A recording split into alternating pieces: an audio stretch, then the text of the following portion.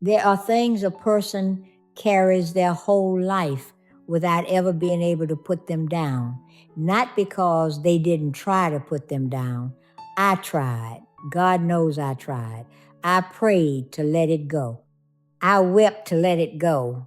I worked myself to the bone so there wouldn't be enough left in me to keep carrying it. But it always comes back. It comes back in the dead of night, mostly when the world goes still and there is nothing left between you and what you feel. That is when her face appears, her voice. The day she looked at me and I understood, I don't want to tell this. I never wanted to tell this. But I am old and the time I have left is running out. And it seems wrong to carry it to the grave without a single soul ever knowing. It seems wrong to let this story die with me, as though it never happened, as though I never existed, as though she never existed. So I am going to tell it first time and last time. I am going to tell it all. I was born in 1842 in Louisiana on a cotton plantation in the flatlands along the river. Red clay earth, cypress trees draped in gray moss, heat that never ended. I don't know the exact day. Never did.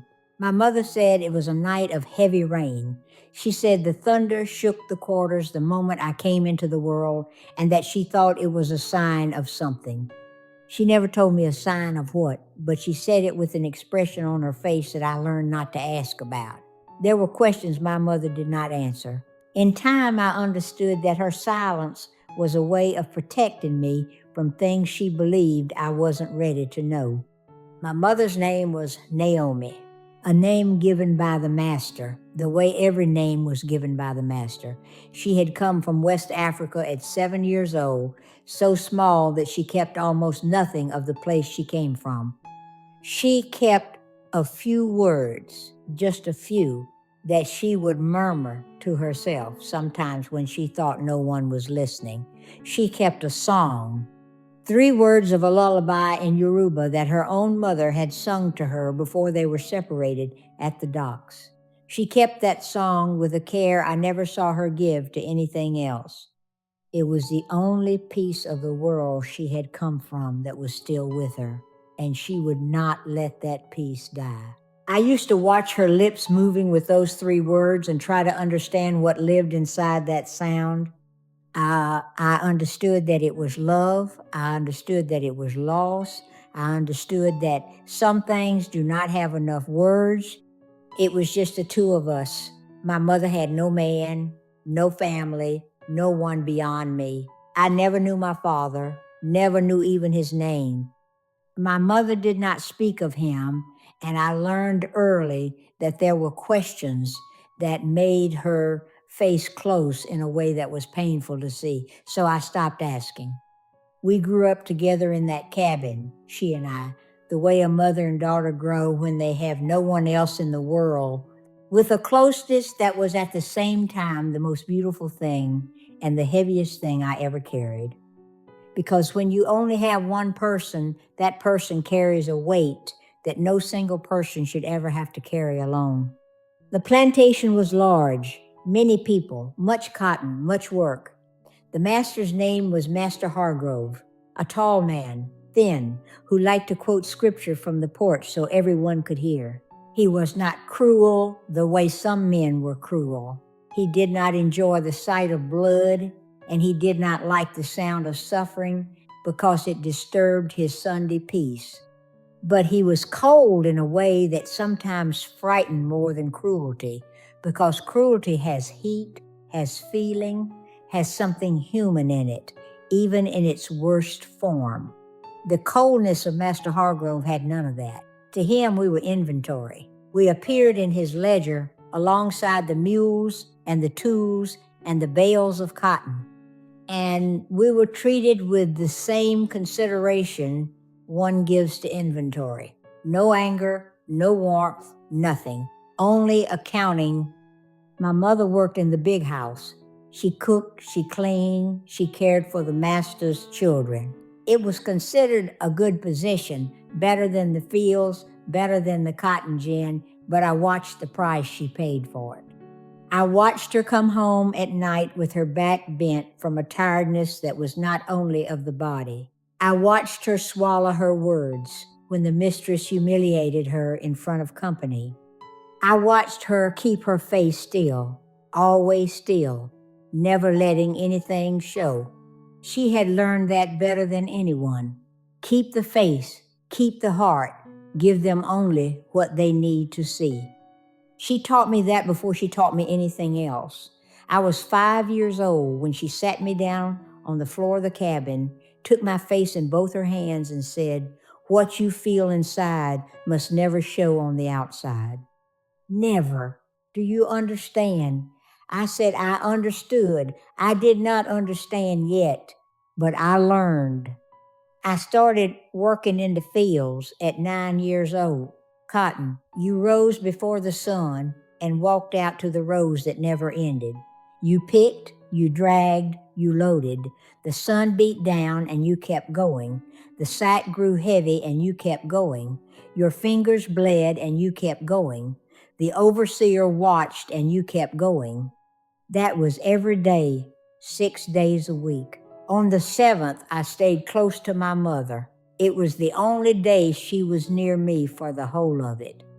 The only day I could hear her voice without hurry, without the overseer watching, without the need to keep the face still. On those Sundays, she told me stories, not stories of Africa, because those she kept locked inside herself.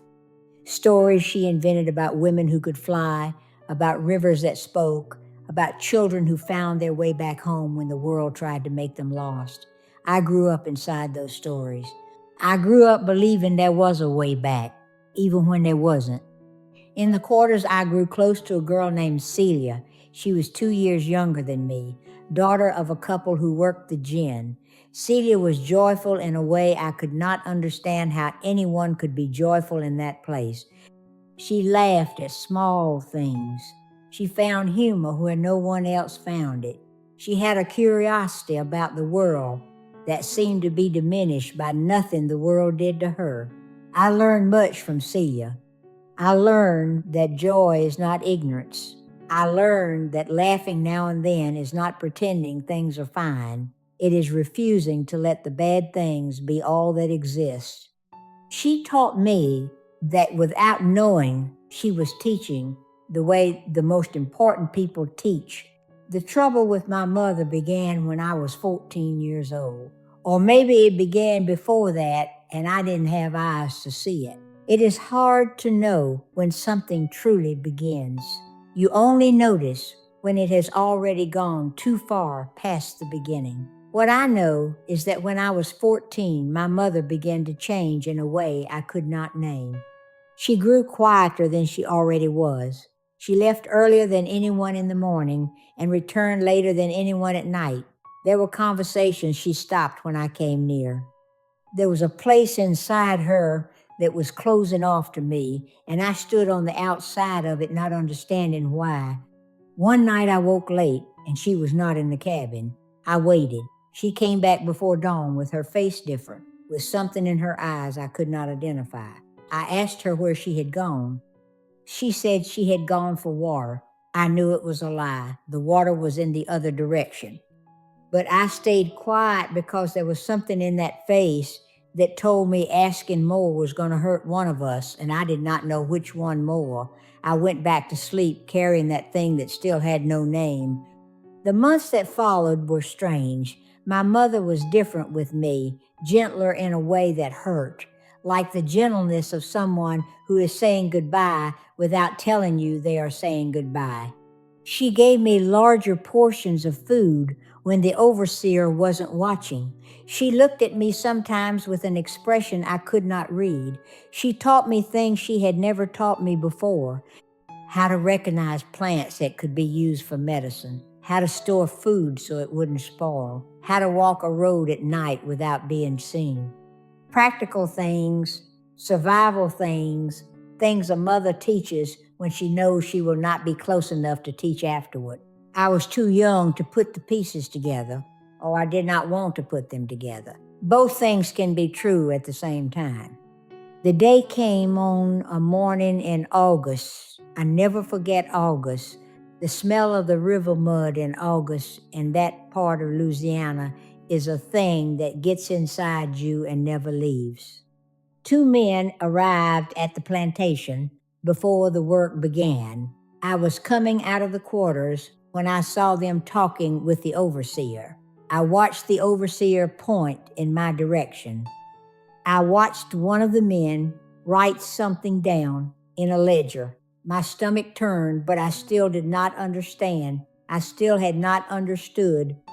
My mother appeared at my side from a direction I did not expect. She must have been watching me because she appeared too quickly to be coincidence. She said nothing. She stood beside me with her body rigid and her face closed in the way I knew. The men came toward us. One of them said my name, said I was going with them. I looked at my mother, waiting for her to say something, waiting for her to step in front of those men, the way a mother steps when the world tries to take what is hers. She did not step. She stood with her hands folded in front of her body, her eyes on the ground, her face completely still. I did not understand even then. I thought she was afraid. I thought she could not do anything. I thought she was as broken inside as I was becoming on the outside. I called her name once, twice. She did not lift her eyes. Celia appeared at a distance, and I saw in Celia's face what I was still refusing to know. I saw that Celia knew, that everyone probably knew but me. They took me that day with a rope on a cart down the same red clay road I had walked my whole life that now fell behind me as the plantation disappeared in the dust. I did not cry. I kept looking back, trying to find my mother among the figures standing at the edge of the road. I did not find her. Either she did not come to watch, or she came and I could not make her out. I never knew which one it was. It was on another plantation, in a different parish, that I finally understood what had happened. An old woman who worked there, who had come from the same region as me, told me. She said, everyone knew. She said my mother had been the mistress's favorite for many years, that the mistress had been dying and had promised Naomi her freedom in the will. But before the papers were signed, Master Hargrove sold me to settle a debt, and my mother stayed silent to keep the promise alive. She received her freedom. I received the rope. I went 3 days without eating after learning that. Not on purpose, not as protest. I simply could not swallow. It was as though my body had understood before my mind that something fundamental had broken, something that does not mend, and was mourning in its own way. Celia was not there to make me laugh at small things. My mother was not anywhere I could reach. I was alone in a way I had never been before, because before I had had the certainty of her even when she was far. Now I did not even have the certainty anymore. The hatred came later. It took time, but it came. It came the way water rises, slowly, without you noticing, until suddenly you are inside it and you don't know when you entered. I would wake in the dead of night with the hatred burning in my chest like a coal. I would lie there thinking about her, living free with the money of my sale, thinking about her sleeping in a bed, knowing where I was, knowing what she had done to me, and sleeping anyway, wondering if she thought of me, if she felt anything. If that paper of freedom had been worth the price she paid for it, or if there were nights when she too woke with something burning inside her. I never learned the answer to that. I never saw her again. On that new plantation, I came to know a man named Solomon. He was older than me, somewhere in his late 30s when I arrived at 15. He had a stillness that I could not understand how anyone could carry. Not the stillness of someone who had given up, not the dead quiet of someone who had stopped feeling. It was something else. It was the stillness of a man who had learned to stay standing inside the storm without losing the ground beneath his feet. I used to watch him from a distance, trying to understand how that was done. He noticed I was watching. One day he came over and said, "Plain as weather, you got hatred for someone." It was not a question. I said yes. He said, "Hatred tires a body more than the field does. Be careful with it." He said nothing more and walked away. I thought about that for weeks. Solomon had a story he told in pieces, never all at once, the way people tell the things that hurt most. He had had a wife on a previous plantation. They had been separated when the old master sold part of the land and part of the people who worked it. He never heard from her again. He carried that with the same stillness I was still trying to understand, and in time I understood that the stillness was not the absence of pain. It was pain that had learned to walk alongside without knocking the person down. That is different. That is very different. It took me years to learn that difference, and it was watching Solomon that taught me. Solomon had a sister on the plantation named Ruth, who was the first person to treat me with kindness in that place, wanting nothing in return. She showed me how things worked, who the people were, what the dangers were, where there was a little room to breathe inside all of it. She taught with patience, without making me feel I owed her anything for it. Ruth was the kind of person who seemed to have been born with a reserve of generosity that the world could not exhaust no matter how hard it tried. I asked her once how she managed it. She said the only thing the master could not put in his ledger was what you chose to give freely. That as long as she chose to be generous, there was a part of her that belonged to no one's paper. I kept that. I kept it deep. There were people like that. People who, even inside the worst the world could do, still found a way to be generous. I never stopped marveling at that. The years passed. I worked, I survived, I learned the rules of that place the same way I had learned the rules of the one before. I learned who to greet and who not to meet in the eye. I learned when it was a day to stay quiet and when there was a little room to speak. I learned to keep the face the way my mother had taught me, with a new bitterness now, because the lesson had come bundled with the betrayal, and the two things stayed together inside me forever. The hatred changed with time. It did not leave, it never left completely, but it changed its shape. It grew less hot, less like a burning coal, and became something colder and heavier.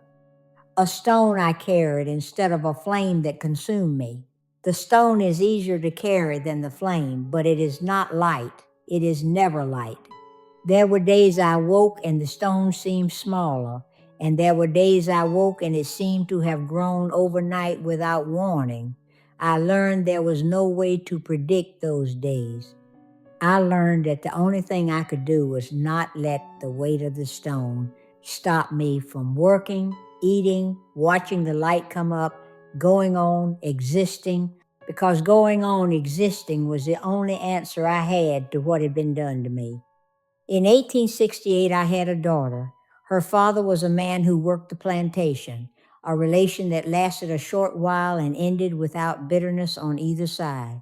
The daughter stayed with me.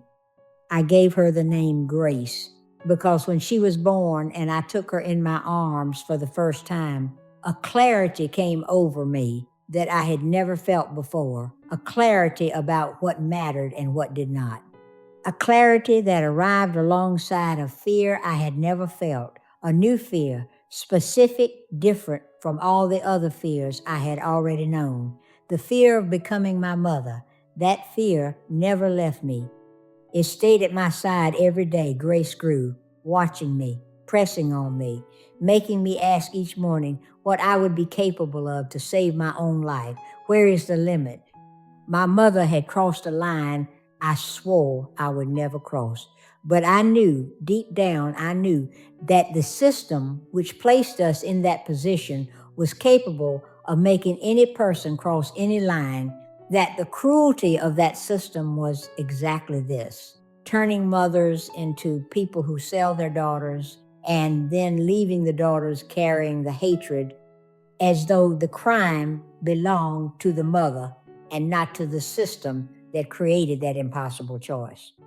I raised Grace the way I could inside that world.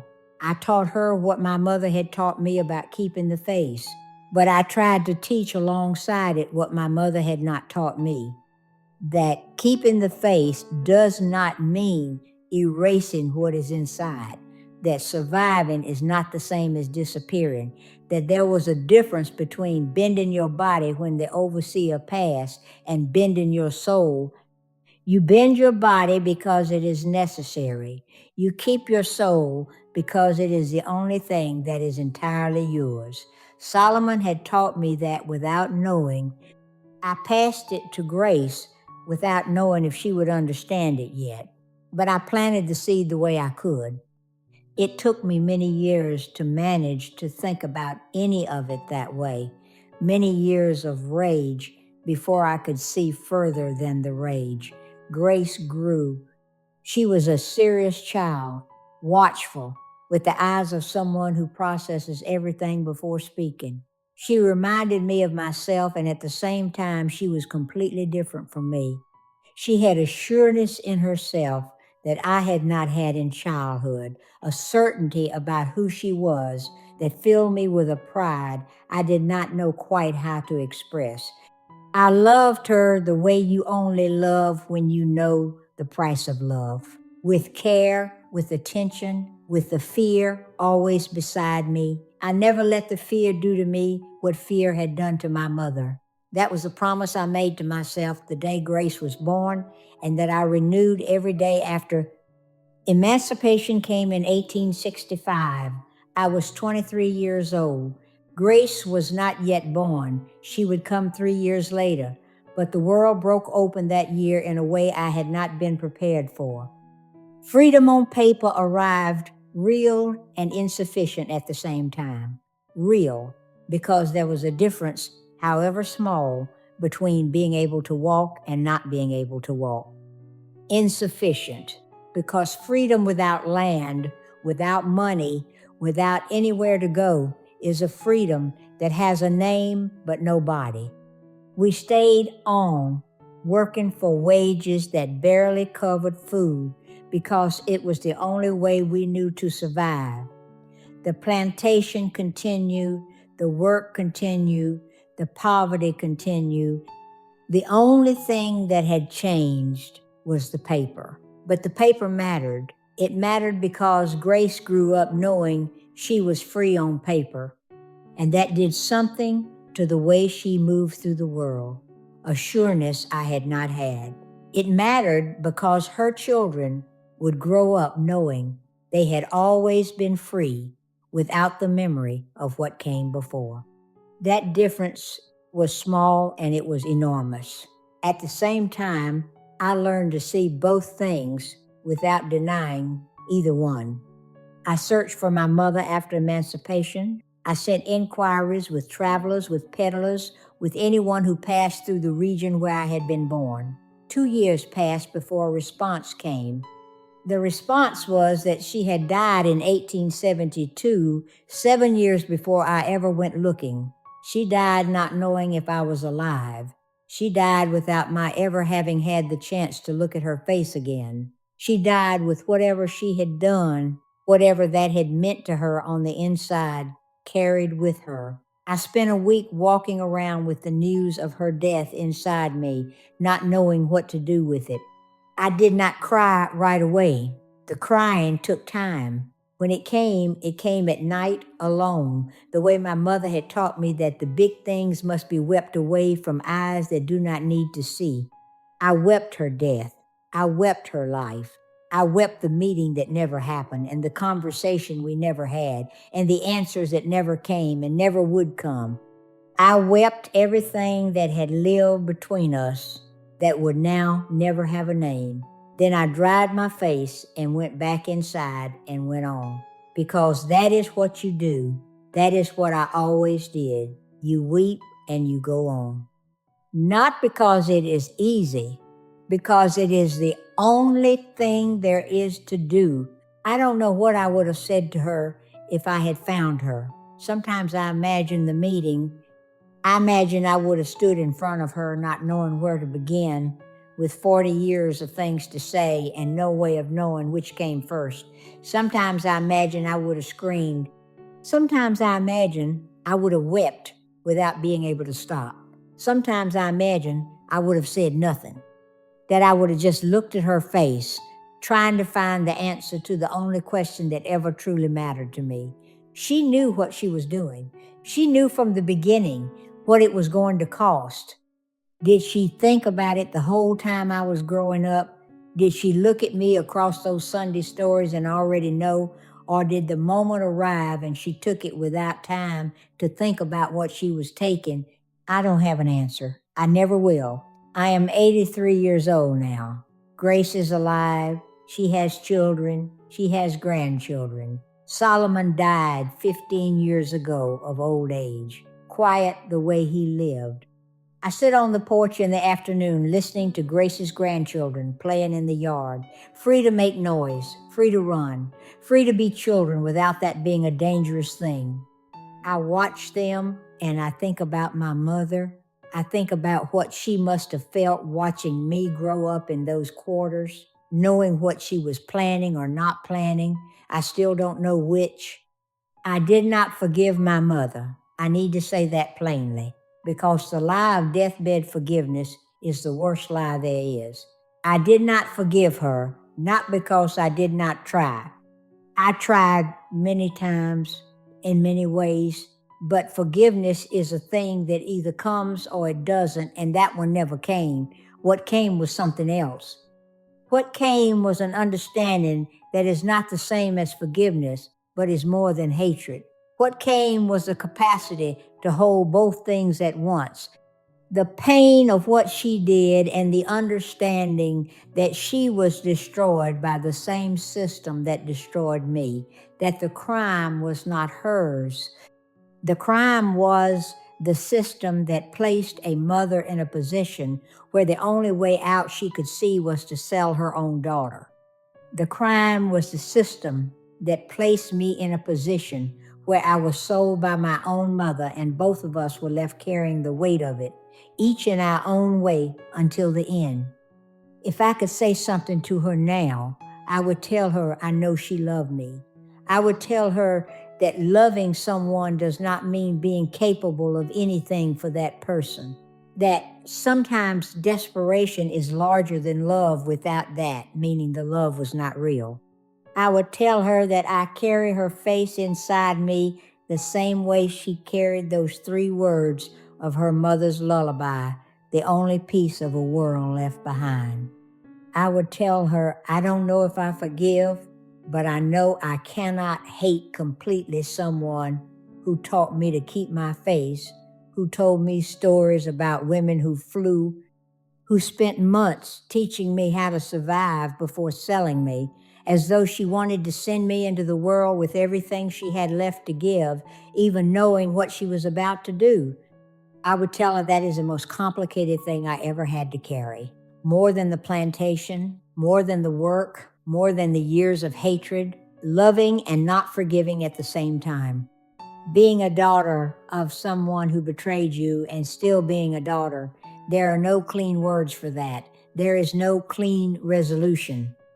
There is only the whole of a life carrying both things together and learning slowly not to let the weight bend you so far that you can no longer walk. Grace asked me once why I never spoke about my mother.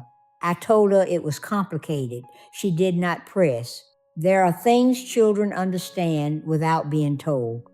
The same way I understood certain things about my mother without her having to say them.